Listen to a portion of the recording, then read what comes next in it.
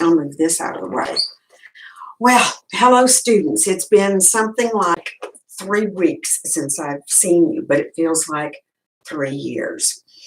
I am going to go through the neurology notes with you with this media, and there are 16 lectures in neuro and 2 lectures on the skin. And we'll walk through the course day by day or every other day, and I will send you the link through an email so you'll know where we are. Now, what I want you to do is listen very carefully to the YouTube presentation. As you know, you already have read 360 to 368 in your textbook. Focus on your information that's in your notes right in front of you. And you already hopefully have watched the nervous system overview, which was 13 minutes and 58 seconds. And then part 1 of parts of a neuron, part 1, which was 13 minutes and 6 seconds. And also there is one, divisions of the nervous system, 11 minutes and 59 seconds. They're very good. I've looked at all of them through quite a few, and they're excellent. They're excellent for an introduction to neurology. What we're going to talk about today, you'll find in your study guide at the end of neurology, and that's questions 1, 2, 3, 5, 6, and 10. So you should be able to answer those definitely by the time we finish and you go through these notes. I am not going to answer that phone. And I know what it is now. Call from all right. Chiropractic MD. Call from Chiropractic MD. Things like this do happen, but I'll have to turn my phone off. The dogs are howling. All right. I'm going to introduce you to the nervous system. We already discussed this in class, but it's been so many days, I was afraid you just wouldn't remember it. Let me turn. Okay. Now I'll know to turn that off from now on. This is brand new for me. I've never done this before. I do have a helper. Crystal is here, and Crystal, she's one of my precious former students. And she was over today, and I said, would you sit in on my lecture so I can teach to a human being and not that monitor? Well, in to get into nursing school in June. So this will be a review for her. So it'll be really good for her, and it's good for me because I'm not teaching to that screen. I'm teaching to my precious student, okay? Now, introduced the nervous system. And we said, if you look at your notes, that the body systems are interdependent, not independent. So I had you cross that out. All 11 systems depend on one another. They can't stand alone. They can't survive alone. They have to have an interplay of all the tissues. And the maestro of the entire body is the nervous system. It relates all of the organs one to another, and it does it through nerves, specifically neurons, and it does it well. It does it very, very quickly through a nerve impulse that we call an action potential, and it stimulates the dendrites. It goes down the neuron, stimulates another neuron until eventually gets to either muscles or glands and causes the muscles to contract and the glands to secrete. But it does it rapidly. The nervous system controls all of the body systems rapidly. Now there's a secondary system called the endocrine system. And the endocrine system also regulates all of the body organs, except it does it much slower. And it does it with chemical messengers known as hormones. Now, sometimes these messengers will act within a few hours, a few days, they'll act within a few weeks. They can last your entire life. You're always creating growth hormones from your pituitary, and they're utilized by your systems your entire life. So they act slowly. Those two systems, neurology, the nervous system, and the endocrine system, controls everything. You get into the endocrine system at the very beginning of ANP2. And that's why understanding the nervous system and all of your other systems in AP1 are so important, so that system makes a great deal of sense. All right, nervous tissue has two abilities, irritability and conductivity. That means nervous tissue, specifically neurons, whether they're sensory or interneuron or motor neurons, they have to be able to receive a stimulus. That's irritability. And that stimulus is usually a chemical known as a neurotransmitter. Once the stimulus hits the dendrite with a certain amount of strength, then it's conveyed through the neuron to the next neuron and the next. In sensory neurons, it's conveyed to the brain and spinal cord.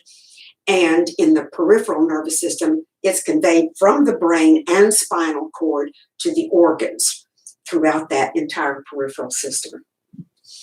The entire nervous system provides three functions. And where's my glasses?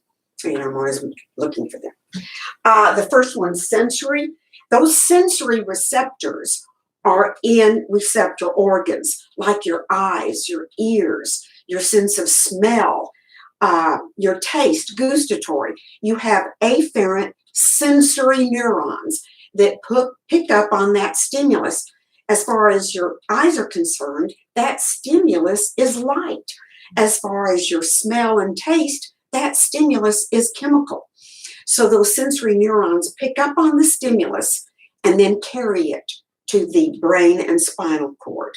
That's sensory. Now, integrative are those neurons in the spinal cord and in the brain that make sense of what the sensory neurons have picked up, what they see, hear, taste, touch, smell, and feel. They make sense. That's integrative. They make sense in the brain of everything that you're experiencing. And they make sense of the reflex arc in your spinal cord, as well as neurons sending the message down the spinal cord to muscles that you want to control. That's integrative. That's the second. Sensory is picking it up, taking it to the brain and spinal cord. Integrative is making sense of it, and motor is taking it away. Now, motor is going away from the brain and spinal cord to the effectors, and the effectors are muscles and glands. All you can do about your environment is stimulate muscles to contract so that you can manipulate your environment.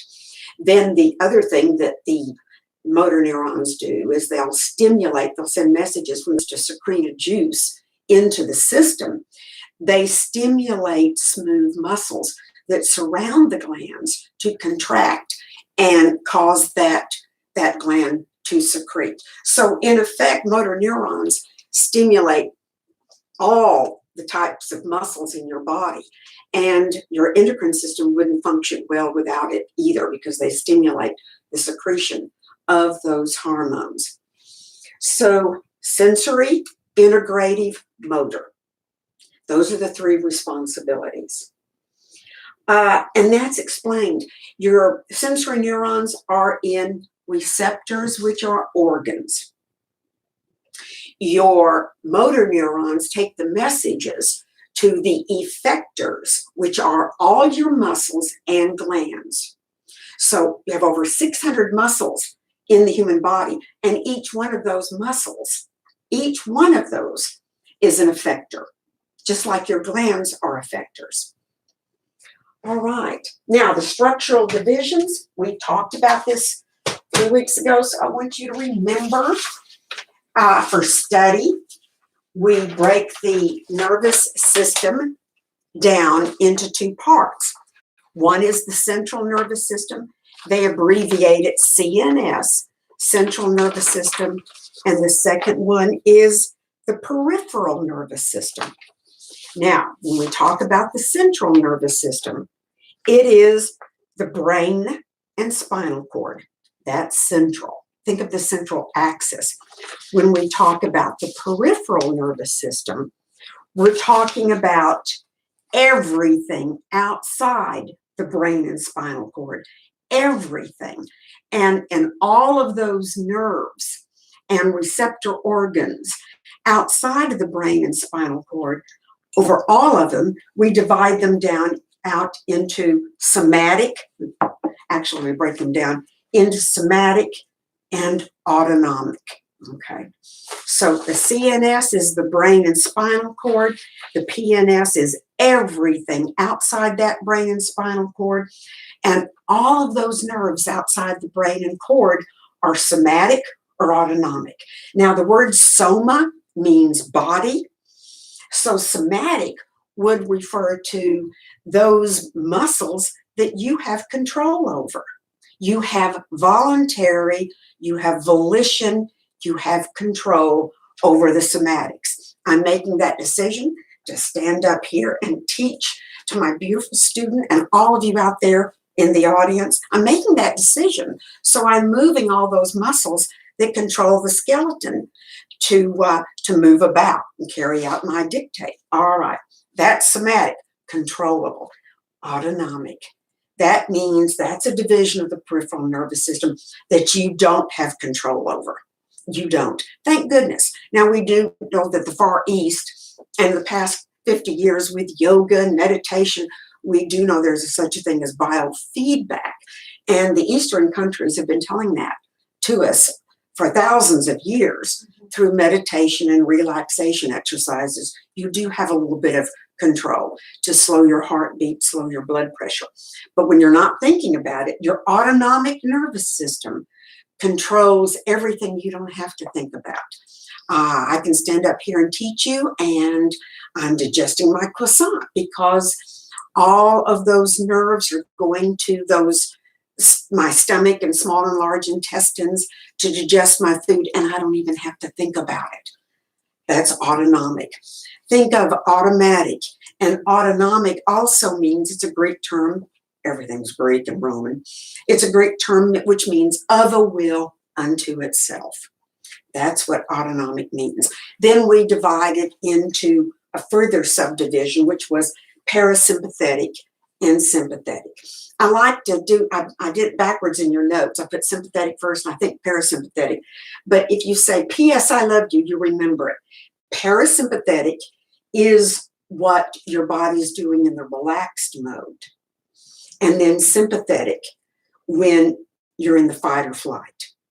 Now, if you're sitting there carefully listening to everything I'm saying, you're not in a fight or flight mode, and you're not asleep, hopefully. But your foot is in each one of these. In other words, you're alert but still relaxed. And so we kind of walk between those two systems. But in a severe case, if we started, the earth shook, the earthquake, we'd have to get out here real quick, then we would go into the sympathetic mode of the autonomic nervous system and run like fire. And then when everything calmed down, we would try and relax. That would be in the parasympathetic mode. But this is important to understand that breakdown. Everything's nervous system broken down into the CNS and the PNS. The CNS is the brain and spinal cord. The PNS, peripheral, is everything outside the brain and spinal cord. And then we break that down into somatics, those things we control, and autonomics, that which we cannot control. And in an autonomics, P.S. I love you, parasympathetic and sympathetic. Okay. Now, this was a transparency. I'm not able to show all these wonderful transparencies on an overhead like I did in class. So I'll try and come up close. Here is a lateral view of a mid-sagittal section through the brain and through the spinal cord. If you look at this, you'll see that the brain is encased, of course, very carefully in that oval cranial vault. And it looks almost like Mother Nature has grabbed a great deal of tissue and pulled it all the way down through the intervertebral foramen of your vertebra. And your spinal cord ends about the second vertebra, right about there. And then down below that, you have a lot of nerve fibers. They call those cauda equina. Cauda would be, equina is horse. Cauda would be horse's tail. And they come down off the spinal cord, but it actually ends at the second vertebra right here. So that is the central nervous system. Notice that it has a wave pattern which follows the vertebra, the cervical vertebra, the thoracic. From this side it's concave, from this side it's convex. So it follows that same route. Now, if you looked at the spinal cord straight up and down, it would look like a straight line, but it has places where it is thicker. It is thicker in the cervical region here and in the lumbosacral region, which I'm going to show you there. Lumbosacral. These pictures are beautiful in your textbook, so please, please focus on these diagrams in your textbook. Okay, let me see.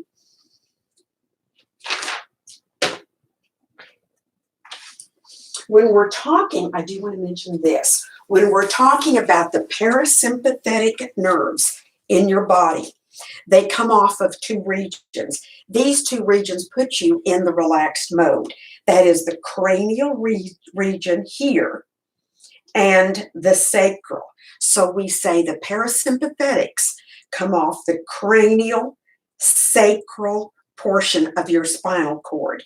And these nerves put you in the relaxed mode. What do you do in the relaxed mode? Well, your pupils constrict, your respirations slow down, your heartbeat slows down, your blood pressure slows down in the relaxed mode, but your digestion speeds up. That's why we say rest and digest. So that's the relaxed mode. Cranial sacral, all of those nerves coming off the thorax, the thoro region in here, those are the sympathetic nerves. These sympathetic autonomic peripheral nerves will put you in the fight or flight. That means your pupils will dilate, your respirations will speed up, your heart rate would speed up, your blood pressure would skyrocket. Thank goodness your GI tract slows down, and elimination should slow down. But sometimes people get so scared they drop the load and run. But that's another story. And I think I mentioned that to you before. That can happen. But the nerves coming off that thorax region, those put you in the fight or flight. Okay. Now, if you remember, at the very beginning, we talked about the basic unit in the body is the cell. And cells come together to form tissues. And varieties of tissues come together to form an organ. And organs come together to make an organ system. And then all 11 systems come together to make the organism. Well, as you know, also in each system, you start to teach it by talking about the individual cell of that system. And in our bodies, the individual cell of the nervous system is called the nerve cell. And in the nerve cell, there are two types. The first is the neuron, Neuron, and the second one is neuroglia, Neuroglia, which means in Latin nerve glue. Neuroglia and nerve glue. All right, let's start by mentioning something real basic, and that is you can characterize neurons because they send an impulse. They send, well, sometimes professors call it an electrical impulse. Others say, oh no, it's an electrical It's a wave of electrical negativity, and then others more commonly, and you'll hear this, we'll call it an action potential. So when the neuron is conveying the impulse from dendrite to cell body to the axons, what it's doing, it is conveying the impulse, or it's having the action potential. That means the impulse is actually moving, action. Now, when the impulse is not present and the neuron is not being stimulated, they simply call it the resting potential as opposed to the action potential. Okay. Now, when we talk, and we're going to talk first about neurons, and then we'll talk about neuroglia. When we talk about neurons, they're the functional unit, are considered the functional unit of the nervous system. Those neurons that convey an impulse, whether they're sensory, interneuron, or motor, they're the functional units. And that stimulus to those neurons can be pain or pressure or light or chemicals. All of these are stimuli which stimulate those neurons. In effect, sensory neurons carrying the message to the brain and cord, and then going away is the motor. If you look in your notes, right under neuron, you'll see that they discuss three basic neurons. The first one is the sensory neurons. Those are the ones that are located in the organs in your body, the receptor organs that pick up on the stimulus. The next ones are the associative neurons, or the connective. They also call it connective neurons, or the interneurons. These are located in the spinal cord and in the brain. And the third is the motor neurons. These are the neurons which are coming off the brain and the spinal cord, again, to what? Muscles and glands. Now, I think the best way to start out and give you a sense of some diversity in the neurons. Oh, let me do this one with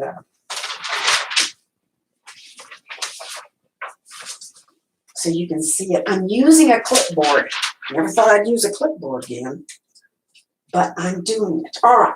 If you look at the clipboard, this is an older transparency, but it's good.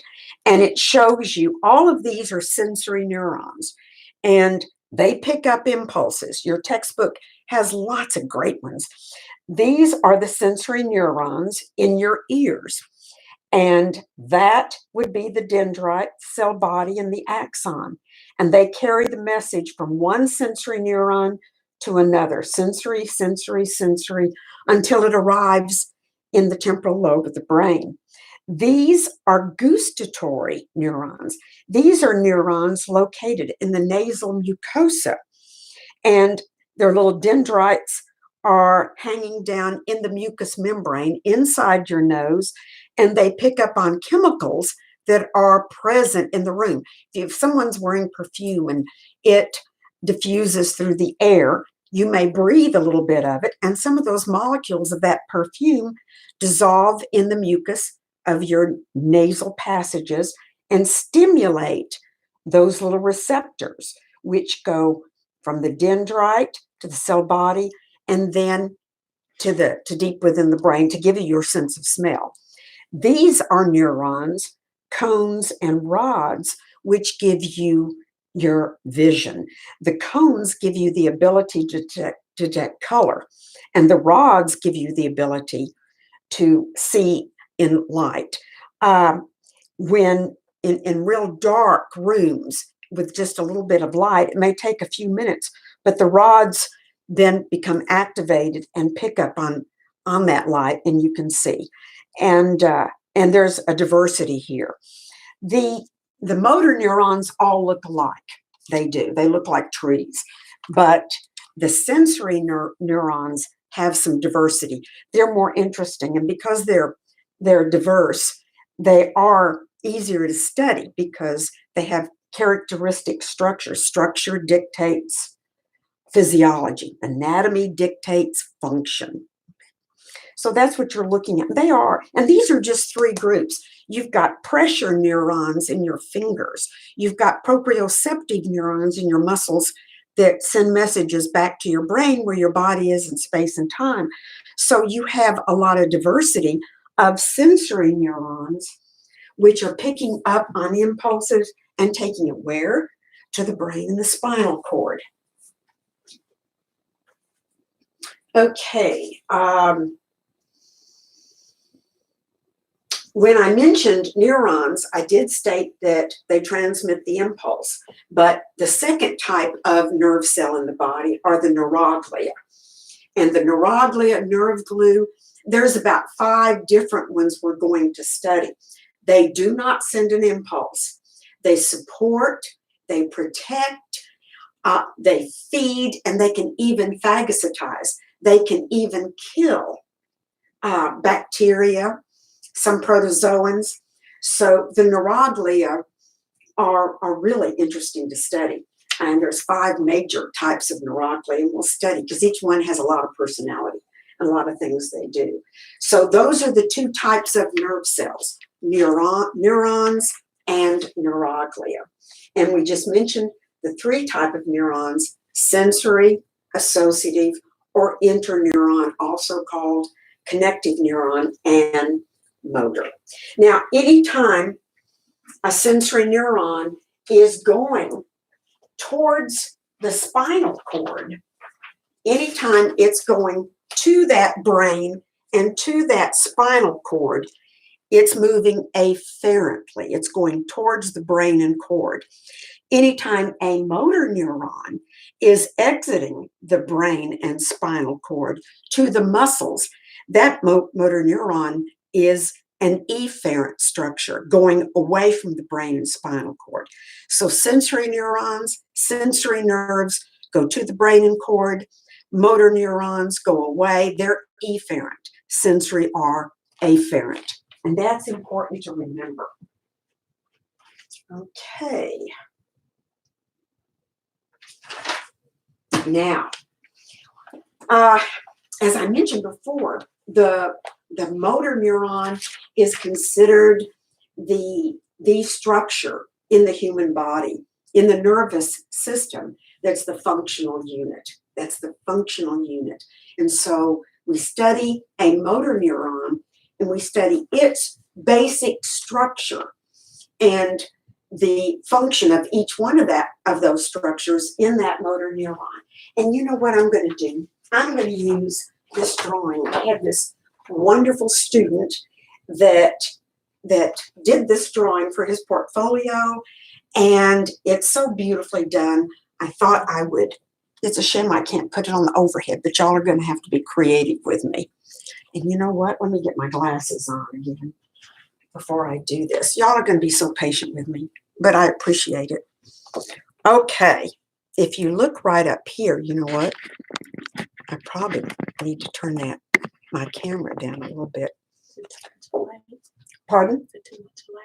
Maybe if we do that. Does that help a little bit? I think it does. All right, can you see too? All right, this is a typical motor neuron. Now, motor neurons will directly stimulate a muscle or a gland, a muscle to contract and a gland to secrete. What it does, again, is it stimulates the smooth muscles around those little glands to contract and cause the gland to secrete. But that's what this motor neuron does. It comes back from the brain and the spinal cord to the muscles and glands. Now, you may have a motor neuron that stimulates another motor neuron, another motor, until it gets to the muscle or the gland. Let's pretend this motor neuron is being stimulated by a previous motor neuron coming off the cord, off the spinal cord. The stimulus begins in these structures that come off the cell body known as dendrites. Dendrites.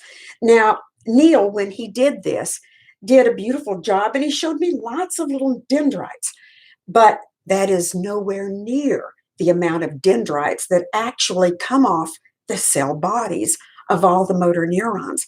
There can be thousands of tiny extensions, and the cell body itself that contains the nucleus and the nucleolus, that cell body can be about the size of a red blood cell, which you can't see unless you see it through a microscope.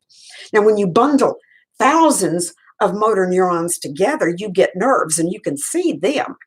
You can see a nerve, but an individual motor neuron would be difficult to see unless you're looking through a microscope. But these are the dendrites. All of these dendrites are stimulated by neurotransmitters from a previous motor neuron. And the neurotransmitters from the previous motor neuron are being secreted by the in-brush fibers down here. So the in-brush fibers back here will stimulate the dendrite.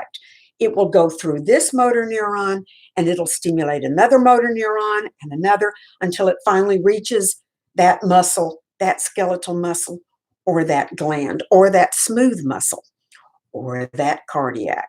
Okay. So we start at the dendrite, and it picks up a neurotransmitter. Remember, we talked about the most common neurotransmitter in the human body is acetylcholine, the most common. So acetylcholine as a neurotransmitter will come across a little gap right here. And if a neuron is talking to a neuron, that little gap is called a synapse. It's either called a synapse or a synaptic cleft. So the neurotransmitter is released by the previous motor neuron.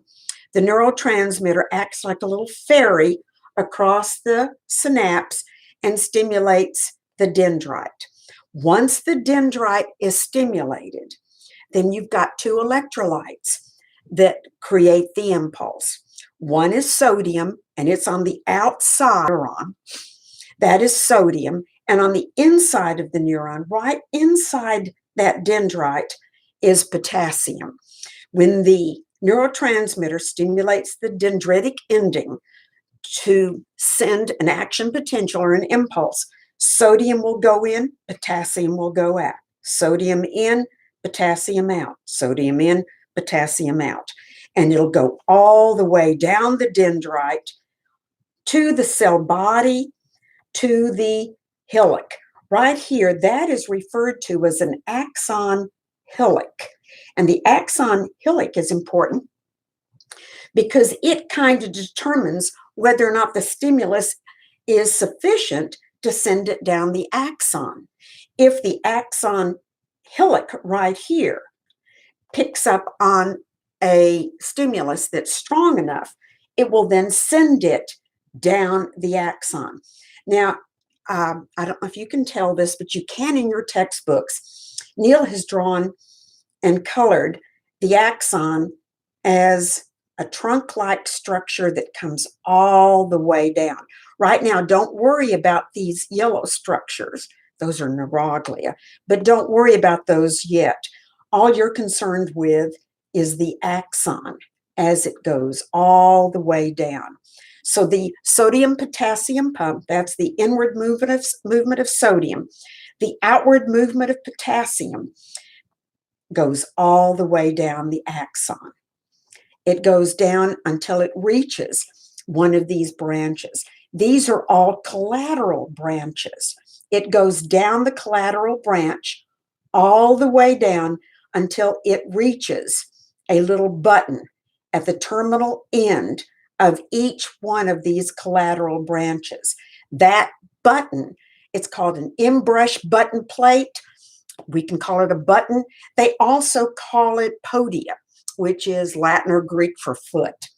Now, this little podia or foot looks like this. Neil drew an example of it. This is what you're looking at right here. And inside that little foot are thousands of little vesicles, little structures like little tiny balloons that are filled with a liquid, the liquid being the neurotransmitter. And once this is stimulated, then these little vesicles will migrate all the way to the cell membrane of this in-brush podia.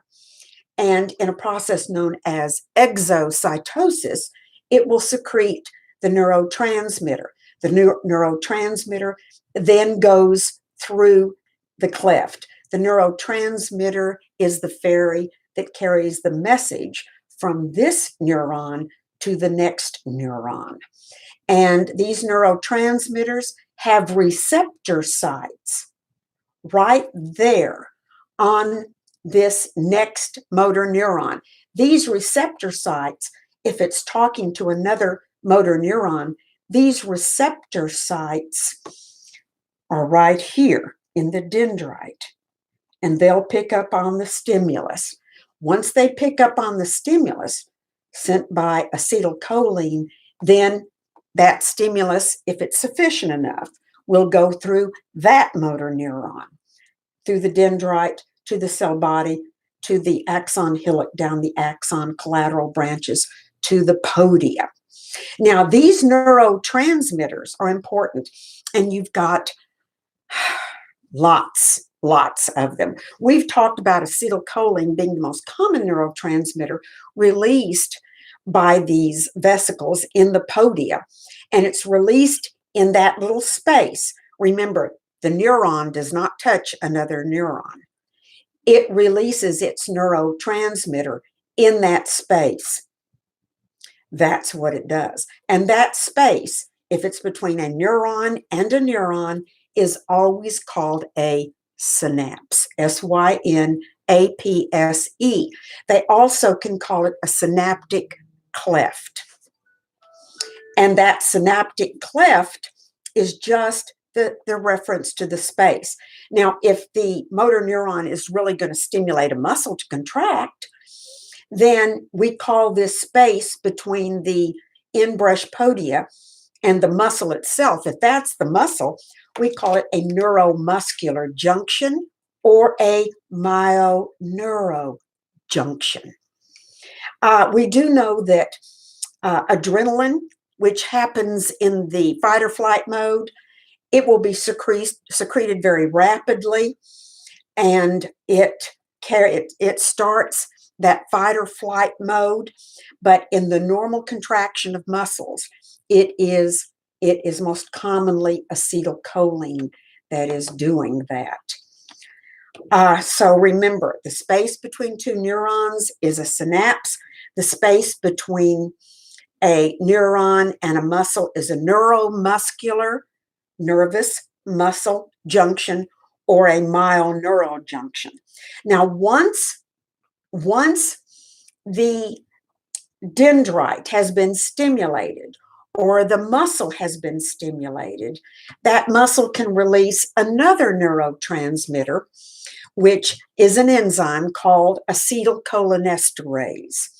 Acetylcholinesterase. The word acetyl is in there just like acetylcholine, and the suffix ase, acetylcholinesterase, is a reference to the enzyme. And what it'll be released by the muscle or by the dendrite itself, and it'll say, we've got the impulse, we've got the message, you can stop the impulse. So acetylcholine is the ferry that carries it across the synapse or neuromuscular junction, and acetylcholinesterase stops the impulse. It stops it. And that's the neuron. Now, we talked about something else. If you're looking at this neuron and you took away these little structures that are in yellow, those are the neuroglia. If you took them away, then the entire motor neuron would be gray in color. And so when there are no neuroglia involved in a neuron, then the tissue is gray. That's what they mean by gray matter, gray nervous tissue. When the neuroglia are wrapped around the axon, insulating that axon, protecting it, feeding it, doing all sorts of wonderful things to that axon. When it's doing that, then the tissue is white, or we say it is myelinated. Myelin is a lipoprotein that is a fat inside these neuroglia cells, and that's what gives nervous tissue its white appearance. Okay. And if you look up here, how many neurons are there? Well, there is one neuron, one motor neuron. How many neuroglia are there? Well, there's a neuroglia that's wrapped around this part of the axon. There's another one. There's another one here and here. So there's one motor neuron, but 1, 2, 3, 4, 5 neuroglia.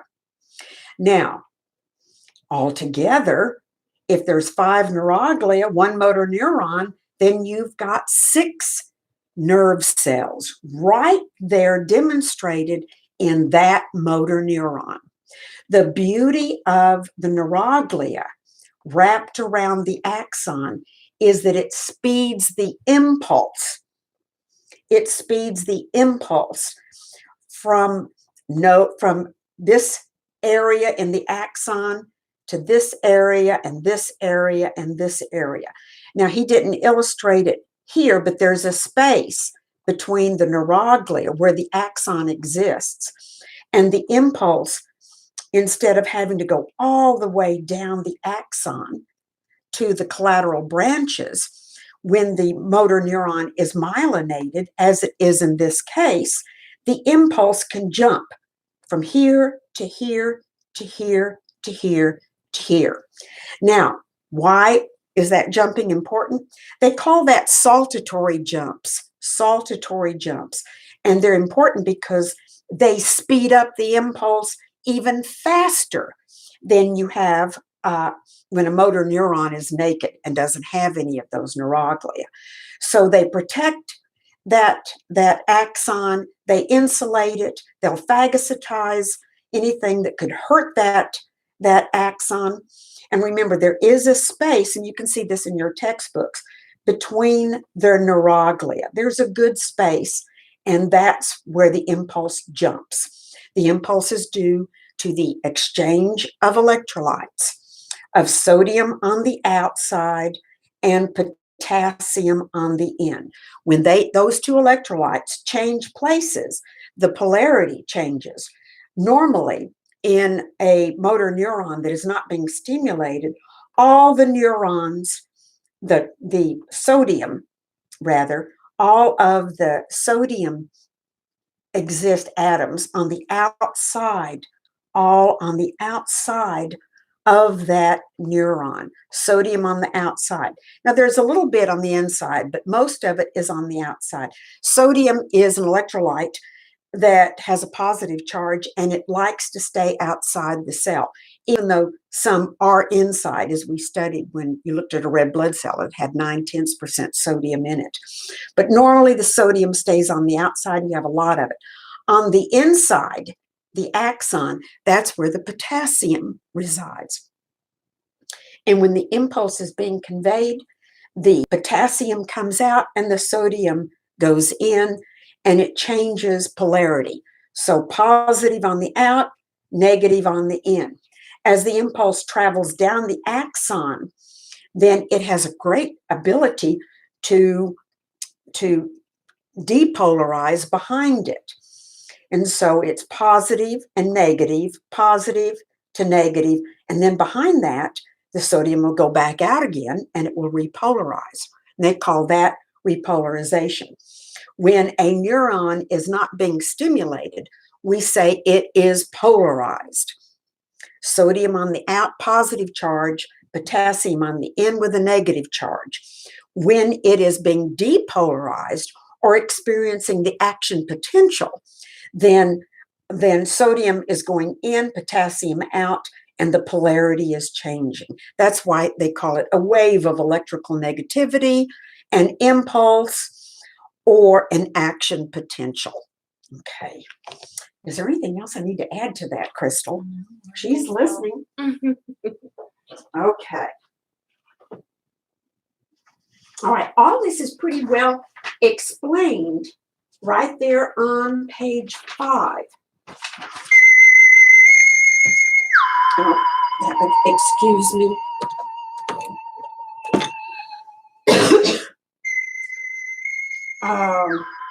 I'm not going to answer that.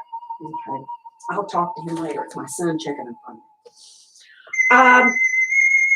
Now, what did we do today in that first lecture? We introduced you to the nervous system.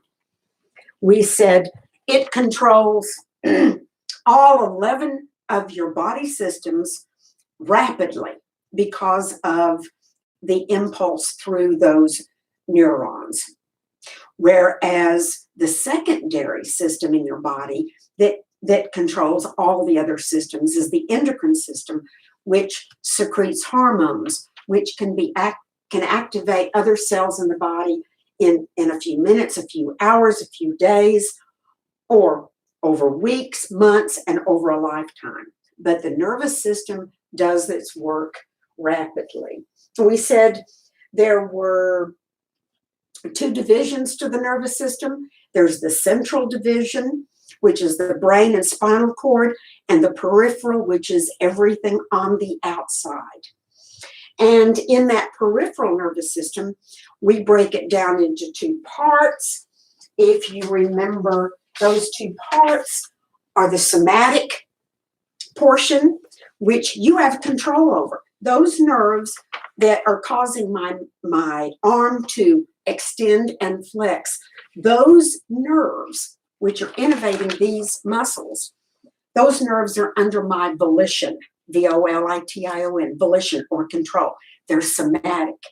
Those are somatic peripherals. Whereas the autonomic nerves are the nerves of a will unto themselves. They're the ones that can control your body that you don't have to think about. Blood pressure, body temperature is controlled. Your heartbeat, its rapidity or its slowing down. All of these things, your gastric glands to secrete digestive enzymes and the contraction of your alimentary canal to move, that's all done autonomically. So that's of a will unto itself. Now, in autonomics, we break it down again into parasympathetics and sympathetics. And the parasympathetic put your body in the relaxed mode, and the sympathetics put your body in the fight or flight mode. When you think of the relaxed mode, that's when you digest best. So that's what they mean by rest and digest. In the relaxed mode, your blood pressure is normalized. In the relaxed mode, your heartbeat is on average 72 strokes a minute. Your body temperature is maintained. Homeostasis is going on. And of course, you're digesting your food. The opposite of that is the fight or flight. And in the fight or flight, everything is turned around and your heartbeat speeds up, your pupils dilate, your respirations increase, your blood pressure is stimulated, all of that's going on, and your GI tract slows down, and the elimination from the body, that slows down, because you don't need to think about digesting your croissant if you're running from a mugger at 3 o'clock in the morning in Central Park. So that's how that works. We broke that down, and we said motor neurons occur as 3 different types: sensory, interneuron, and motor. Now I'm going to show you something I didn't show earlier, but I'm glad I just thought about it. If you look right here, this shows you the interplay between sensory, interneurons, and motor. Okay. Right here. Here's the skin. Let's say Gomer's walking on the beach and he steps on a nail and it goes into the skin. Well, what it's going to do, the skin is a receptor organ, and in that skin, there are thousands of little pain receptors, sensory afferent neurons that pick up on pain. And that neuron is going to send the impulse all the way to the spinal cord. It's going to go in the back door. Sensory always goes in the back door of the spinal cord. When it gets here, then the impulse is relayed to an interneuron. That interneuron is also known as a connective neuron, or a interneuron, connective neuron, associative neuron, and it links, and this is so important, it links sensory to motor. When the interneuron sends the message to the motor neuron comes out the ventral, the front part of the spinal cord, and goes all the way to the muscle. The muscle is an effector. And what does Gomer do when he steps on the nail? His body does what we call a reflex arc. It's an autonomic activity, and there is no brain involvement whatsoever. He doesn't have to think about, oh, I stepped on a nail, I better pull my foot off of it. No, he does it autonomically. So the stimulus goes towards the dorsal side, makes a connection, the motor neuron makes a connection with the inner neuron, comes out, did I say sensory? Yeah, sensory, inner neuron, and comes out motor through the ventral to the muscle. The muscle is the effector. The skin was the receptor. The sensory neuron received the pain stimulus, takes it to the spinal cord, which the interneuron says, oh, I got to relay this to the motor neuron. The motor neuron comes out, and he quickly pulls his foot away from the culprit, which is the nail, and doesn't do further damage. That is known as the reflex arc. Then, after he pulled his foot away, then he realized what happened, because the sensory impulse, which went in the back door, part of it relayed to the integrative neuron, and part of it went up a spinal tract right here. And the spinal and the parietal portion, and it registers that something has happened. He knows he stepped on a nail. But the reflex arc occurred first. Then he realized what happened. And that reflex arc has saved all of us, because all of our ancestors going back millions of years have been saved by that reflex arc. It may not have been a nail, it may have been a saber-toothed tiger. Okay. But that's the reflex arc. So here you see beautifully the sensory neuron being linked to the motor by the interneuron, connective neuron or associative, and then to the muscle or gland. Sensory skin here is the receptor. The muscle is the effector. Okay. And you have all three types of neurons right there: sensory, interneuron, motor. Okay. Now, I did go into some detail on neuronal anatomy. I want you, again, to go look at your textbook. After you go through this, look at your textbook and look at the diagrams, read the explanations. And there's some wonderful explanations, too, of all these on YouTube. I've been looking at them, and some of them are just wonderful. So you can use that as well. Now, that is lecture 1. I plan on doing 17 more of these, but they're not going to be that long. Some of them are longer, but not that long at all. So how long have I been working? 54 minutes. 54 minutes. Okay, I can't see without my glasses. All right, thank y'all very much. If you have any questions, you call me, because I don't know if you don't understand. And this is new to me. I feel very awkward. I don't know whether you're really having all this sink in, because I don't see your beautiful faces. And your faces tell me whether you understand or don't. So please call me. You can call me up to 9 o'clock tonight, okay? And then tomorrow from noon to 9 o'clock, you have any questions. Thank y'all. And listen, I really miss y'all. I just hate teaching you like this. I'm doing my best, but I like to see you face to face in the classroom where I can talk to you. So call me, please, if you have any problems. And now let's see, Crystal, I just will end Just end the stream. stream. All right. Bye-bye, everybody. See you. I'll email you when the next one's ready. Okay.